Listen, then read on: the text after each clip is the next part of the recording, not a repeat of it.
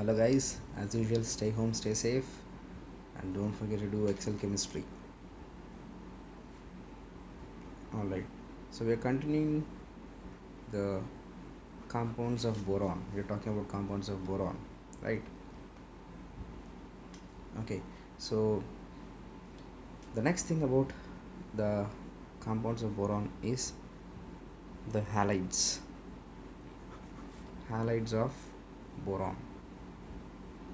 Basically, boron halides, they are trihalides, BX3 type. Okay, and all the halogens reacts with boron, they can form the halides of boron of BX3 type. Preparations, very simple preparations and properties, nothing much. So for formation of BX3, the first method is treat the boron with the halogen. On heating, just the simple combination will help you to form BX3. Okay, so this is one simple method of combining boron and halogen to form BX3. Then the second one is from anhydric, that is B2O3. Okay, so how you see is B2O3 on treating with or heating in the presence of carbon, the halogens will form BX3 plus carbon monoxide, which we have seen this reaction in earlier also. So you heat it at very high temperatures. Okay, then we see that the carbon monoxide, carbon grabs the oxygen from carbon monoxide and BX3 is formed. Okay, and very important point is, by this method we cannot, or we can form only where X can be chlorine, bromine and iodine. Okay, not fluorine. Okay, for fluorine we have another method, that is we straight away don't use the fluorine molecule, that is B2O3. We use calcium fluoride, CaF2, in the presence of sulfuric acid. Okay, so do remember this important point, that for other halogens we use the carbon, for fluorides, that is calcium fluoride, we use sulfuric acid. So on heating this mixture, then we get the boron trifluoride plus what else possible, calcium sulfate, CaSO4, plus what else possible, water. Okay, so this is what about the methods of preparation. So I have got BX3, that is my desired product. Okay, halides of boron. Now talking about the properties, three simple preparations and properties now. So as very much clear, they are all covalent or ionic in nature. What do you say? They are all covalent in nature. Undoubtedly, it's very much clear that covalent in nature. A reason, because the boron has small size. In fact, we're talking about B plus, small size and high charge density, high positive charge density. Because of these two reasons, we see that boron has high polarization. Okay, so more the polarization, more is the covalent character. Fazan's rule, you should have studied this, right? So all of the compounds, they are what in nature? Covalent in nature. Okay, when do we say like something is ionic? When the number one is, for something to be ionic, ionic character is depending on three main factors. One is the lattice energy, hydration energy and electronegativities. So three things, fine. And for covalent nature, it is precisely depending upon the polarization. So we know that boron is small atom and with positive charge. Because of the small size and high electric or positive charge on it, the polarization is very high, and more the polarization, more is a covalent character, fine. So they are covalent in nature. And second, they don't, or they are poor conductors of current. In fact, they don't conduct, they're bad conductors, you can say, for conductors of electricity, even in the molten state. Okay, and the next one, that is boron trifluoride. Generally it is a colorless gas, it is a colorless gas, and boron chloride is colorless fuming liquid. It fumes, the liquid that it will be always oozing out in the form of fumes, and its boiling point is somewhere around 13 degrees Celsius. Okay, and bromine or bromide of boron, it is also a colorless fuming liquid whose boiling point is 90 degrees Celsius, and boron iodide is a white fusible solid. So this is gas, liquid and solid. Fine.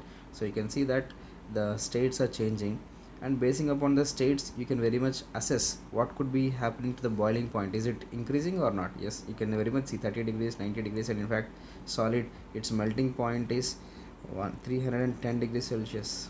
Okay, so you can see like the boiling point, surely it is increasing. So remember this point. Okay, then of course all of them, BF3, BCl3, BBr3 and Bi3, they are all electron deficient species. Electron deficient species. And when I say electron deficient species, what should be they acting as? Do they act as Lewis acid or Lewis base? As they are electron deficient, so empty orbitals are there, so they readily accept the electrons, and Lewis acids are electron pair acceptors, so they act as Lewis acids. And we know what is Lewis acid, electron pair acceptors. Okay, so if you talk about the acidic nature, that is BF3, BCl3, BBr3 and Bi3, the acidic nature, the order of the acidic nature, if you see, fluorine being smaller atom, more electronegativity, so the fluorine will be pulling the electrons from boron, and because of that boron will have more positive charge, and that's why the electrons are accepted from the ammonia or anyone electron donor atom. Fine. So with that logic, what should have happened is BF3 will have higher than BCl3 than BBr3 than Bi3. So this is the order of acidity. Okay, depending upon what, since electronegativity is from top to bottom, you can see that electronegativity in the group is decreasing. Okay, so basing upon the electronegativity, this is the reason, or this is the order of acidic strength. But this is wrong. Okay, actually for the surprising, the order of acidic character is exactly opposite. That is, Bi3 is having the largest than BBr3 than BCl3 than BF3. This is the order of acidity. Okay, do remember this, a very important ones. Fine. Now how do you explain this? One view is this electronegativity. According to electronegativity, fluorine is smaller atom and more electronegative, so pulling of electrons from boron, causing the boron to have high positive charge, and that helps the boron to accept the lone pair of electrons readily. Correct. So that logic, according to that logic, this is how I should be, but practically this is what they see. Logically this is what this you find, but practically this is the order that you find. Now how do you explain this? To explain this, then we have to understand something called as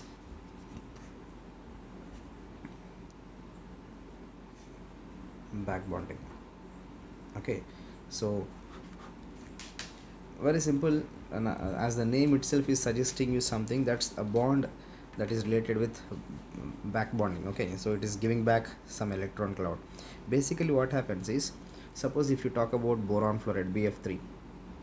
Okay, so in BF3 the structure like something looks like this, boron with fluorine atoms bonded like this, and it's a trigonal planar. See, if you can see that hybridization of boron in this case is what is hybridization? sp2 hybridized, and I have already told this, if it is sp2 hybridized, then the shape should be trigonal planar. So if when you join the atoms, it gives a shape that is triangle, correct? So when you look like boron is at the center, if this is a plane, boron is at the center, one fluorine atom is here, another fluorine atom is at this corner, another fluorine atom is at this corner, assuming like this is my boron. Okay, so when you join the atoms, it forms a triangle, and in the triangle all the atoms are lying on one plane, correct? They are lying in one plane, so that's why I call it as trigonal planar. Okay, so trigonal planar. Now we know like fluorines, all the fluorine atoms have lone pair of electrons, right? How many lone pair of electrons does halogen have? Every halogen has 3 lone pair of electrons.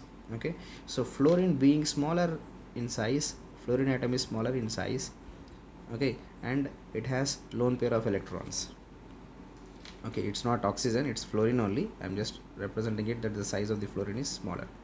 Now just now we have studied, or it is very much evident that boron, see boron's configuration I have told many a times, boron's configuration is 1s2 2s2 2p1, but generally it bonds in B star excited state. You find 1s2 2s1 2p2, that means that 2s1 electron and 2p 2 electrons. So these are the 3 unpaired electrons that are bonding with the fluorine. One unpaired electron of boron bonding with fluorine, another unpaired electron bonding with fluorine, another bonding with fluorine. Okay, so but still it has one empty orbital. Boron is still having one empty orbital in it, p orbital, one p orbital is empty. Fine, so now these electrons of the fluorine, which is like huge electron rich, okay, they are electron cloud, there is electron cloud. These electron cloud, because the fluorine atom is small in size and the bond length is smaller, short bond length, the electrons of fluorine can be put into this empty orbital of fluorine, that is boron. Okay, so because of this we know like this is a sigma bond, this is a sigma bond, this is a sigma bond. Because of this lone pair bonding into this, we call it's a kind of, if already one sigma bond is formed, the newly formed must be a pi bond. In fact, fluorine's configuration, if you write 1s2 2s2 2p 5, right? So the 2p electrons, so p pi bonding, empty orbital is also p orbital, right? So we call it as p pi, it's a pi bond formation. Fine, so because of the fluorine smaller in size and electron lone pair, it gives the electrons into the empty orbital. Now so by this what happened is, the self, that is the fluorine that is attached to the boron itself is giving the lone pair of electrons. So from the donor atom, like ammonia is having one lone, so the donor atom need not, or it need not give the electrons to this, because itself has adjusted with the boron. So it is not readily accepting the electrons from ammonia, so it is not a electron acceptor, correct? So because of this, what is Lewis acid? Lewis acid is electron pair acceptor. There should be a donor atom and there should be an acceptor, but here the fluorine itself, the molecule itself is giving the electron, and this kind of bonding is called as back bonding. Clear? It is called as what? Back bonding. Now the important points are this: what in the back bonding, what is the nature of the bond? It's a pi bond. Okay, it's a pi bond. So like as I said, if the boron atom is here, fluorine is here, fluorine is here, fluorine here, the empty orbital is coming above the plane and below the plane. Okay, so that the fluorine atoms will give, so it is the lone pair of electrons that are bonding, it forms a pi bond. Okay, so it's a pi bond. Fine, so it should be like above and below. Fine, so this is what about back bonding.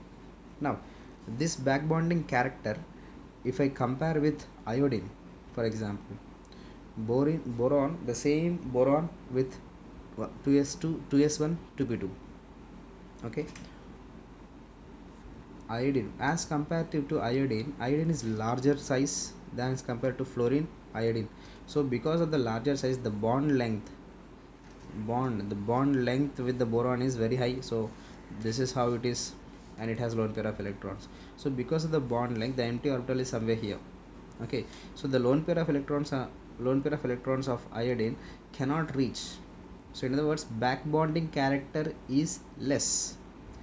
Who is having higher back bonding character? Fluorine. Who is having least? This fellow, very least. So in other words, he is not able to give the electrons to the empty orbital of boron. So in that case, ammonia, which is having the lone pair of electrons, will give the electron. So this is readily accepting. So the species that is accepting a lone pair of electrons is called as Lewis acid. This is not a Lewis acid, this is a Lewis acid. So according to the order, what should be the trend? That is Bi3 is a stronger Lewis acid, then followed by BBr3, followed by BCl3, followed by BF3. The reason for this order is only one single term, that is back bonding. Due to back bonding, BF3 is having the least acidic character. Clear? Alright. Same goes the explanation for the next point, that is that's what about chemical property and hydrolysis. Okay, the hydrolysis, what do you mean by hydrolysis? When I drop any species, it should break into atoms and then in the water, right? So reaction with water, if you see the boron halides BX3 on treating with water, it forms, we know this already, H3BO3 plus HX. And here also the important one is the X is chlorine, bromine and iodine. Fluorine, that is BF2, does not hydrolyze.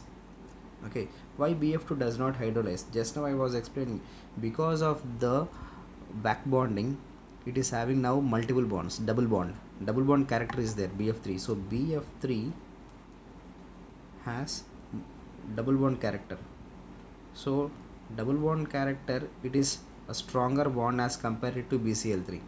Okay, so because of the double bond character, it is stronger, bond strength is high, stronger bond, and it is not possible for the BF3 to be hydrolyzed. Okay, so the reason BF3 is not hydrolyzed, because of back bonding, it has a double bond character, and because of double bond character, the bond is stronger. Okay, so this is what about explain. And because of the same reason, because of its least ability to hydrolyze, BF3 is used as catalyst. Okay, so in water we can use it as catalyst, because in water it is not hydrolyzing, so it performs a very important character, that is catalyst. Okay, so that's all about the hydrolysis. Fine. So these are the chemical properties and physical properties, and as far as uses are concerned, let me write here itself.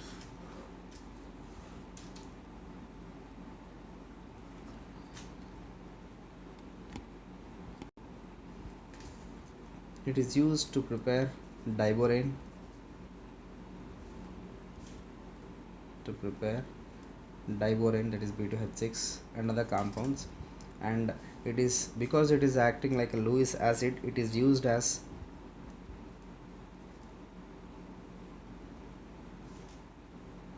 good or I should write it as acid base reactions,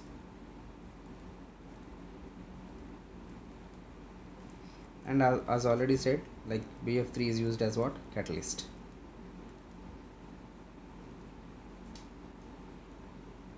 Catalyst in many reactions. Fine. So these are some uses of the halides. Okay, so that's all about halides. Now let's talk about the hydrides. Hydrides of boron.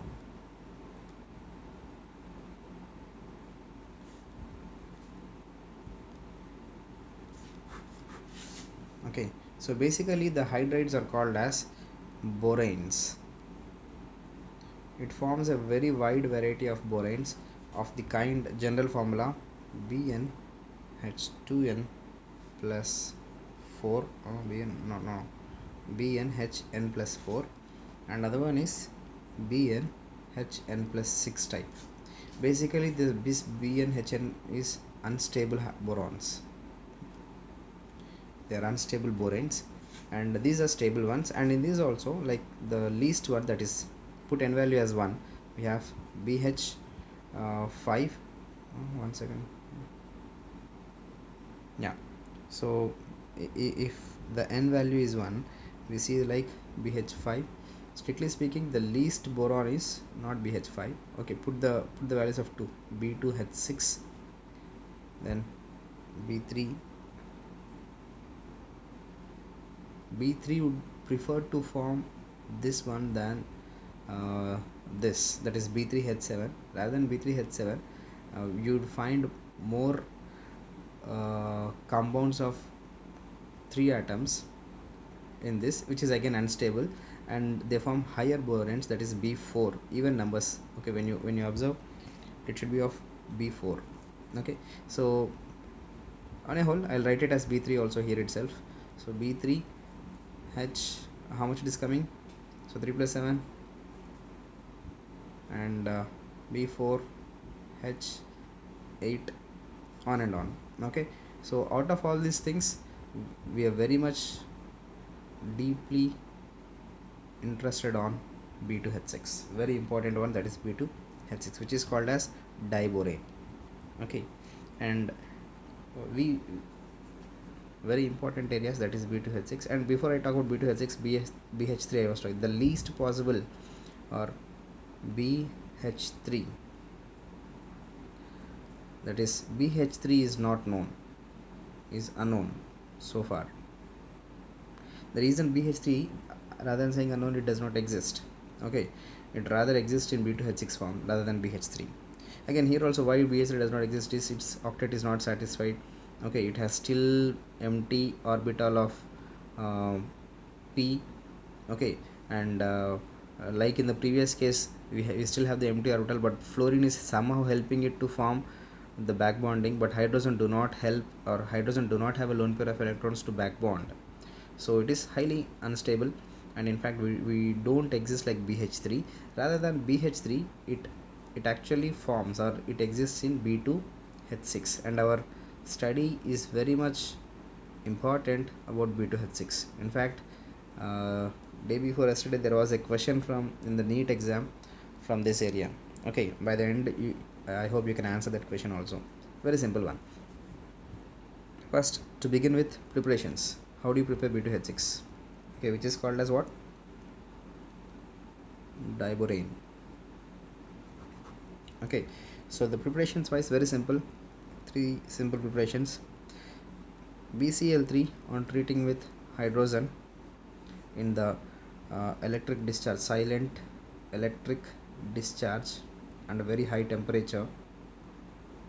When we heat this combination of BCl3 and H2, we find the diborane plus HCl. This is one method. The second one is same BCl3. I can use the strong reducing agent, that is lithium aluminum hydride. In the presence of strong lithium aluminum hydride, it forms B2H6 plus lithium chloride plus AlCl3. Very important reaction. Do remember this. In the organic chemistry also you will use this. Fine. To prepare diborane for various reactions, you generally prepare the diborane from this reaction only. Okay, in the organic chemistry, a chloride of boron on reacting with lithium aluminum hydride forms X, which is further used. So in that area, you should understand like it is forming diborane, and this diborane, when it is used in unsaturated carbons, hydrocarbons, then we have the saturated hydrocarbons. Okay, you will study about that in the general organic chemistry. As if now, very important point, BCl3 on treating with lithium aluminum hydride forms B2H6. Okay, and with BF3, we have to use still stronger, that is lithium hydride straight away, and on treating with this, we have the B2H6 plus lithium boron tetrafluoride. Okay, so do remember this important reaction also, this one. Fine. On a whole, so three simple methods of preparations. We have got our desired product, that is B2H6, and as far as advanced and the advanced level of examination, you should also remember the side products. Okay, that is lithium chloride, aluminum chloride, and lithium boron tetrafluoride. Okay, so this is also formed when react with the respective species. Clear? Now the structure, very important one. Structure of diborane. Basically you find, like we have already discussed this, B2H6. so I have the hydrogen atom forming a dimer, as I said. So it is forming a bridge. Okay, strictly speaking, how they exist, that B2H6 is basically, just now I was talking about what is the hybridization of boron here. sp3 hybridized, yes or no? sp3 hybridized, 1 sigma, 2 sigma, 3 sigma, totally there are sp3 hybridized orbitals involved for boron. Okay, and when I say sp3 hybridized, when I open it, like boron, just now I was talking about 1s2 to B star, I'm writing as B star, 2s1 2p2, so this 2s1 and this 2p2, 1 2 3 4, 4 orbitals intermix to form hybrid orbitals. How many? 4 hybrid orbitals. Okay, so boron will have 4 hybrid orbitals like this. A bigger lobe, you represent the hybrid orbital like this, a bigger lobe and a smaller lobe, which is having both s character and p character. This is a hybrid orbital. Okay, so how many like that? 4 hybrid orbitals, a bigger lobe and a smaller lobe, and a bigger lobe and a smaller lobe. Okay, so this is what I call it as hybridized sp3 hybridized boron. Okay, now for this there are 3 electrons, right? So 3 hybrid orbitals will have the electrons, 1 2 3. There is still one hybrid orbital that is still empty. Clear? This is what the scenario is for boron and sp3 hybridized. Now what happens? Now this boron, which is sp3 hybridized, in which 3 orbitals is having 1 electron each. So let's say like this is hybrid orbital, 1 electron. So 1 electron from hydrogen will bond with this sigma bond. Another hydrogen electron will bond with this another electron, that is sigma bond. Still how many? One electron is there and one empty hybrid orbital is there, right? So this one electron will be participating bonding with one of the electron of hydrogen. Okay, now this boron empty orbital will be overlapping with empty orbital, right? This empty orbital of boron will be overlapping with the hydrogen. Okay, same way this boron is also having 3 electrons.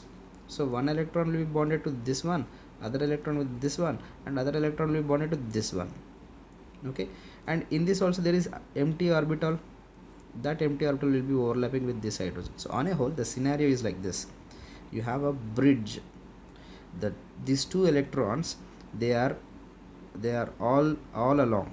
Okay, this boron, this hydrogen, and this boron, they share, all the 3 atoms share these 2 electrons, which is forming like a banana bond. We have said about this banana bond, right? Fine. And this kind of bond between 3 atoms, 2 electrons, 3 atoms sharing, we call this kind of bond as banana, and it is also called as 3-centered bond or 3-centered 2 electron bond, or it is also called as banana bond. Okay, so to look it on the paper, how it actually looks is, suppose I have the boron atom here. Okay, let me use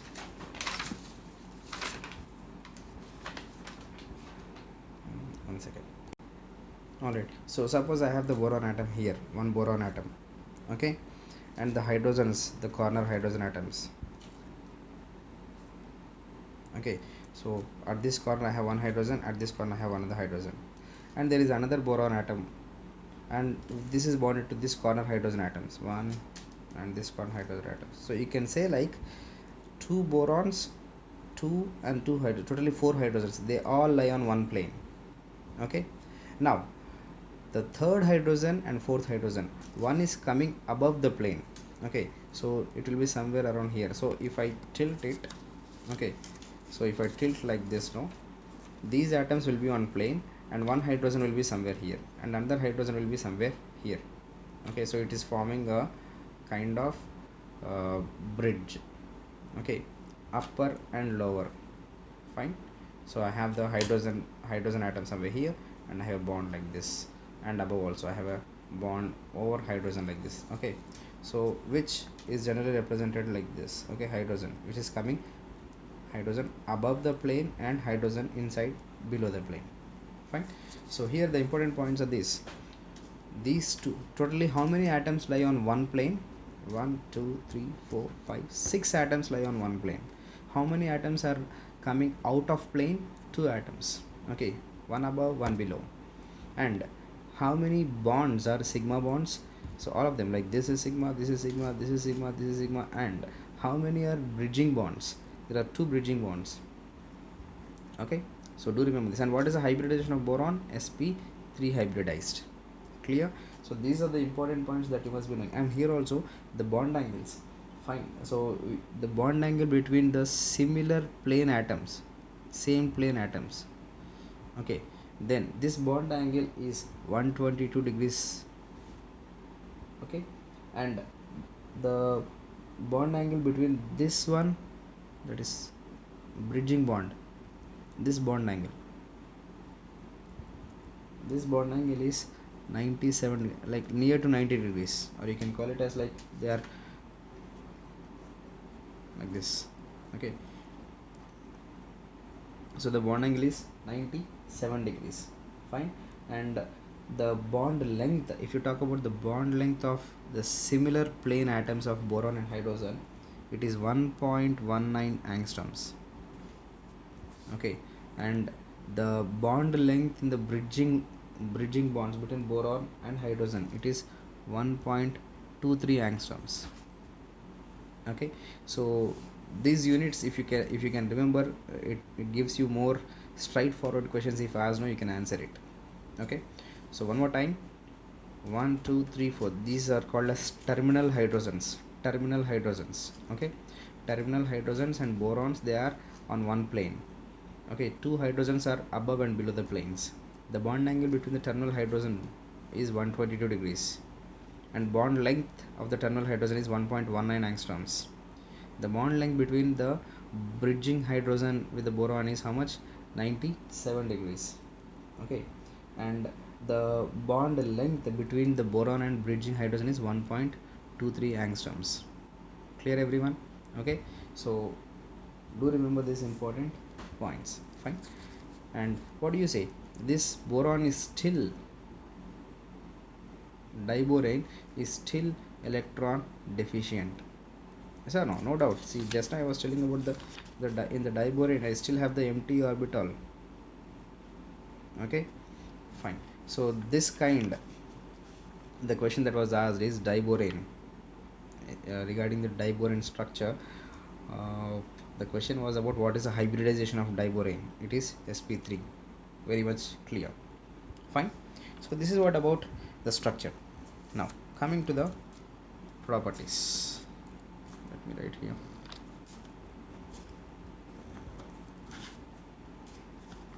So talking about the properties, number 1, it is a colorless gas. It has very unpleasant smell, unpleasant odor, and in fact when inhaled it causes headache.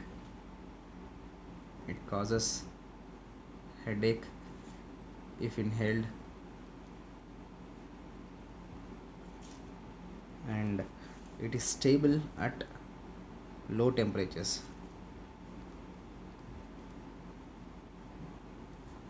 At higher temperatures, like at lower temperatures it is stable. If you have the higher temperatures, no, it forms higher diboranes. Okay, like not diborane, higher boranes. Let me write that point. At higher temperatures it forms higher boranes. Okay, then if I still heating, like at red heating, the it diborane will decompose. It decomposes. This could be the property, like with heating or on heating. So B2H6 on red hot heating, it forms boron plus H2 gas. Okay, so very important one. Then talking about the properties with respect to reaction with oxygen. So with O2, you already know this, B2H6 on treating with water, it is very much reactive towards oxygen, right?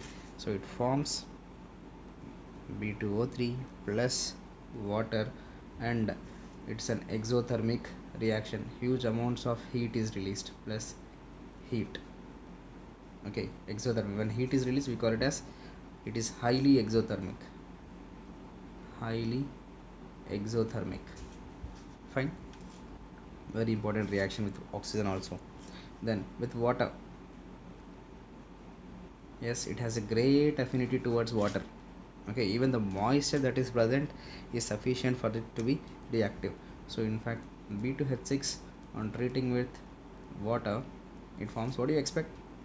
You know this, B2O3. Oh sorry, with water, no, you know this as weak acid, that is H3BO3 plus hydrogen gas is liberated. Okay, we have written this reaction earlier also. Diborane on hydrolysis or on reacting with water, it forms weak acid, that is H3BO3, boric acid, releasing H2 gas. Some more properties, that is reaction with alkali. What is an alkali? Like NaOH, KOH. Before alkali, let me use the acid also. With dry HCl. Okay, so B2H6 on treating with HCl, and moreover it should be dry. On treating with HCl in the presence of anhydrous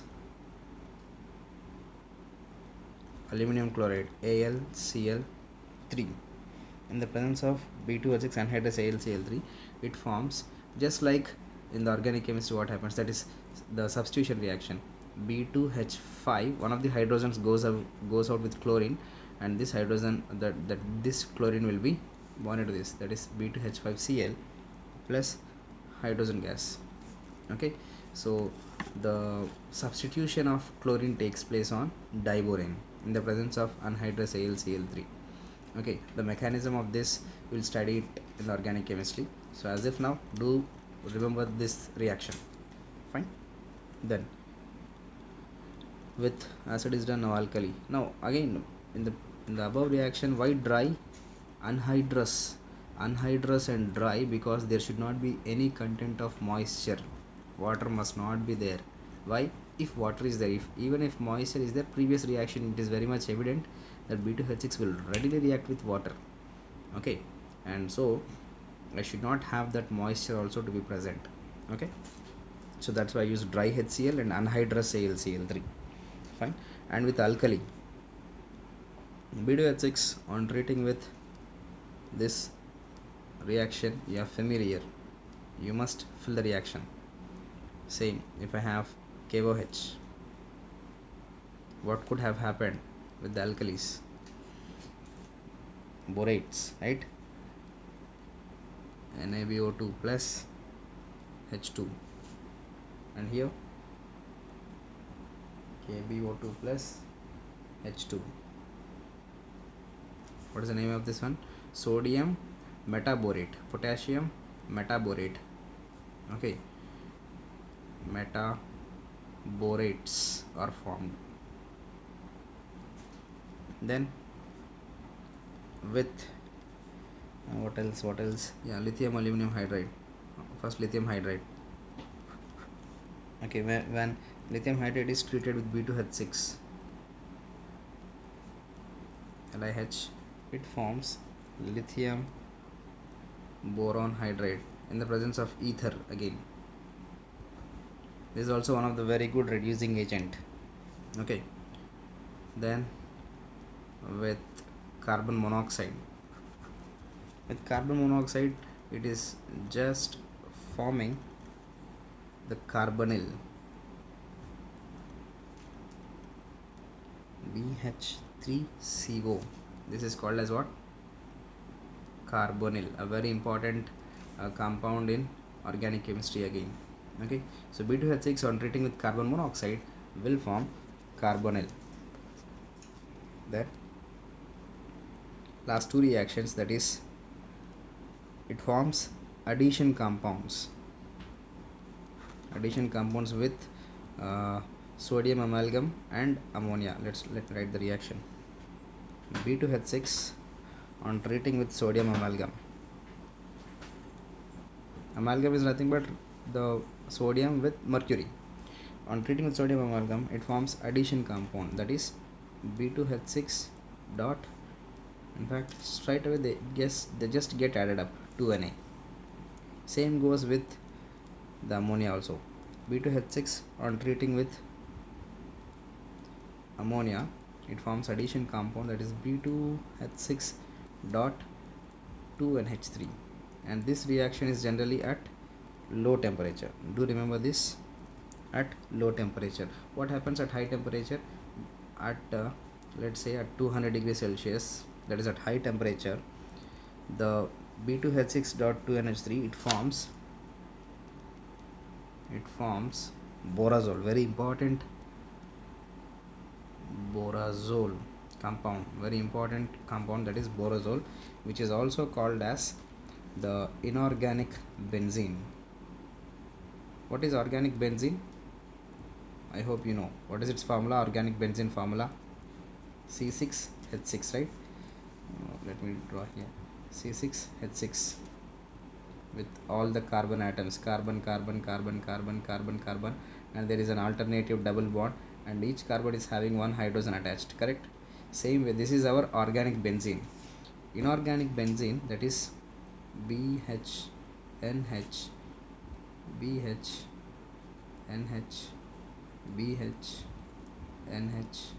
bonded to BH. Okay, so for this also we have alternative double bond. Fine, so that is dative bond is formed in between. Okay, so this is a dative bond formed in between the nitrogen and boron. So it is like a cyclic structure, just like benzene. It is an inorganic benzene. We call it as inorganic benzene. Fine. So this is formed when at higher temperatures, that is around 200 degrees Celsius, it forms borazole. The name is also important, borazole, and its structure is cyclic structure like benzene, and it is also called as inorganic benzene. Fine. So that's all about the properties of the diborane. Okay, very important, diborane and the orthoboric acid, these two are really important. Fine. So with this, the compounds of boron is done. Boron nitride is also there, but not that much important. These things are important. Fine. So in the next class we'll talk about aluminium and its properties, and later on and its compounds. With that, the chapter is done. Okay, stay home, stay safe.